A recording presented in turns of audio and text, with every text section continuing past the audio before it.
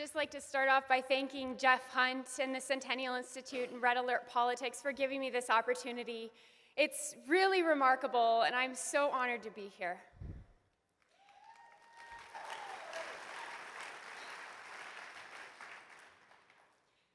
In May of 1773, patriots disguised as Native Americans boarded the British ships and turned Boston Harbor into a giant teapot. That Boston Tea Party began a revolution to reclaim the liberty that would form the foundations of the American Republic. Modern-day patriots, you and I, seek to conserve that liberty. That's why we're called conservatives. Our political opponents are referred to as liberals, but I'm really not sure why, because the root word of liberal is liberty, the same liberty that we want to conserve. Adding to that irony, the hypocrisy of the left is remarkable when it comes to stereotyping, and judging by the contradictions inherent in calling themselves progressives, they are audacious. It's time to prove that conservatism is the only system of political thought that can maintain liberty in the face of radical, destructive social and political change. The left has hijacked liberty in calling themselves liberals, even while they occupy themselves by destroying the liberty enshrined in the Constitution and slandering and silencing those who would defend it. There shouldn't be a distinction between liberal and conservative because we're the real liberals. We ought to refer to them as simply the left, not only because they sit on the left side of the aisle, but also because they have abandoned the principles of liberty.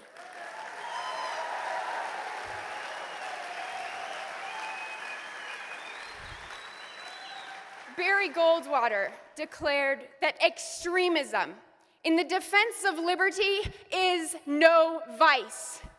That is the foundation of American conservatism. Understanding what conservatism really means is crucial to debunking the myths of the left. Man is flawed. The world is imperfect. Life isn't fair, and moral truths are constant. Conservatives acknowledge all these things and are therefore able to find practical solutions to human problems rather than falling prey to utopian schemes. Conservatism champions individual rights endowed by our Creator, not gifts or privileges granted by government. Conservatives know that the moral core of a nation comes not from legislation, but from the heart of the individual, and that government should be depended upon not to ensure equal incomes or outcomes, but to protect life, liberty, and property.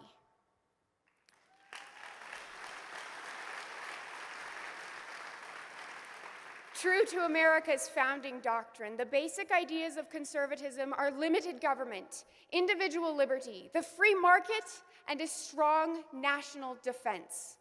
Those are the principles that unite us as conservatives, despite our differences.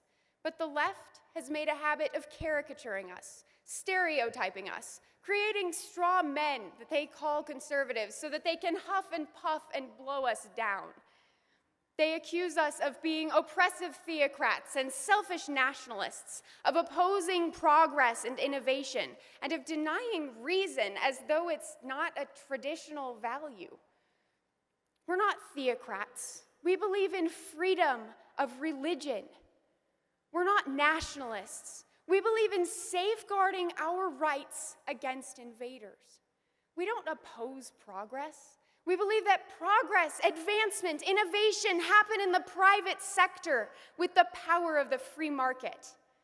And please, reason is on our side. We acknowledge that because human nature and moral truths don't change, neither do the overarching principles that we look to as guidelines for our political philosophy. My favorite stereotype is the myth that we are all racist, sexist, angry, old white men.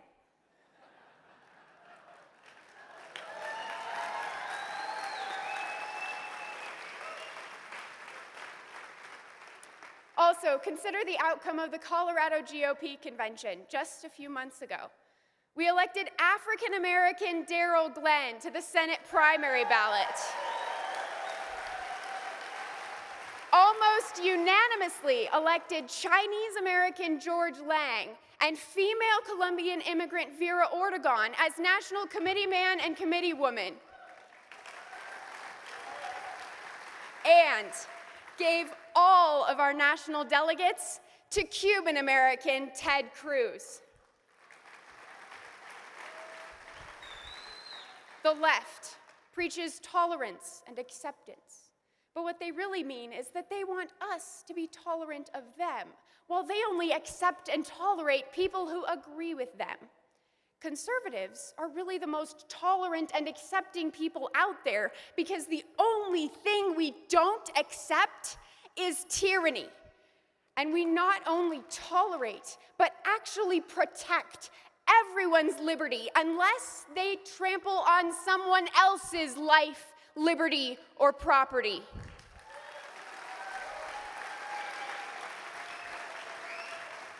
Meanwhile, the left promotes a gay couple's right to marry, but is remarkably intolerant of a private business person's right to do business according to their conscience.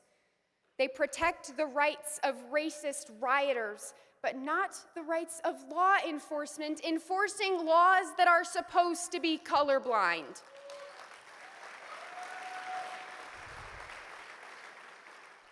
Then there's the fact that the leftists are referred to as progressives, even though they hold the most regressive ideology in America. They methodically break down the liberties that are essential to capitalism, to the pursuit of happiness, and to genuine growth and progress. They persist in hoping that taxing the rich, regulating business and trade, and redistributing individuals' hard-earned wealth will lead to economic prosperity and a better society. Progressivism? I think socialism is a more accurate description.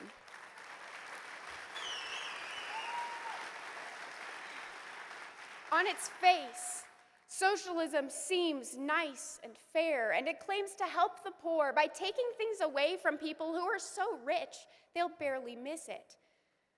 But socialism strangles economic growth by penalizing success with high taxes and regulations and doling out that wealth to others who don't have enough.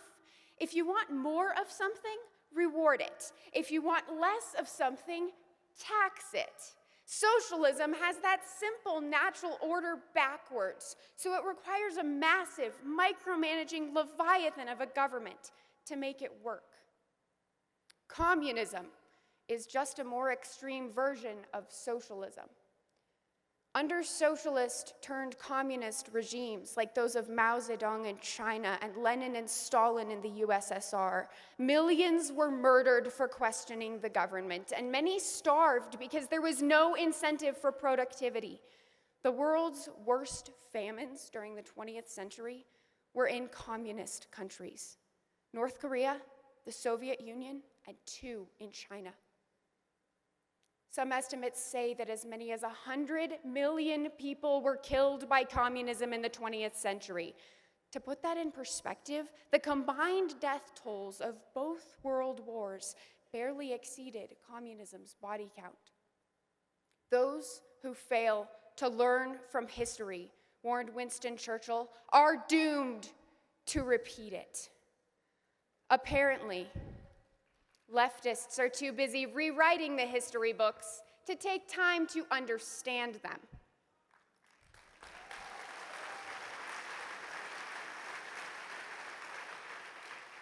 Before the Industrial Revolution, 80% of the world's population suffered in abject poverty.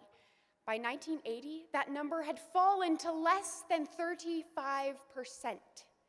At the hands of leaders like Margaret Thatcher and Ronald Reagan, private property was protected, taxes were lowered, and government regulations and subsidies were reduced. Between 1980 and 2005, global per capita income nearly doubled. Of course, wealth isn't valuable only for its own sake, but for the betterment of the human condition.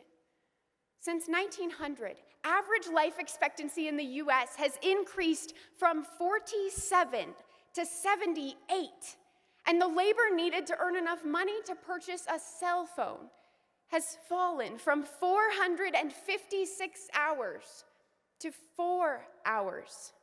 It's pretty clear that we can claim progress for our side, and we have liberty to thank for it.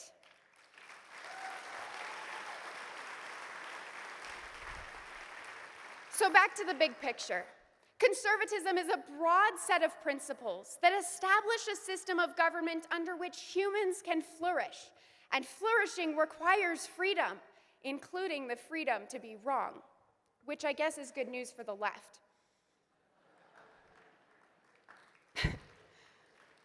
The left constantly accuses us of opposing change, and we do oppose change to the history books, attempted changes to human nature, and change we can believe in.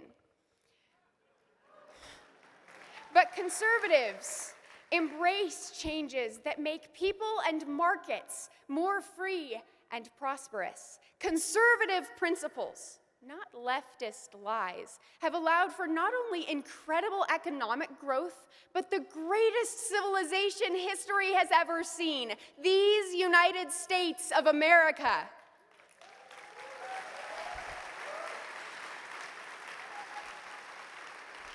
Leftists demand political correctness and tolerance while stereotyping and shaming their political adversaries, claim to be progressive while gridlocking our country into the most backward economic system possible, claim the title of liberal while revoking the very liberties that conservatives prize. There's no reason we shouldn't win every contest because the left has 2 left feet. And anyway, we're right.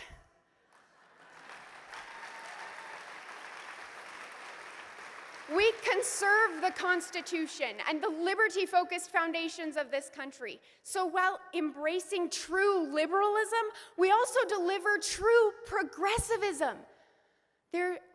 All we need now is the courage and determination of those patriots who threw a party at Boston Harbor.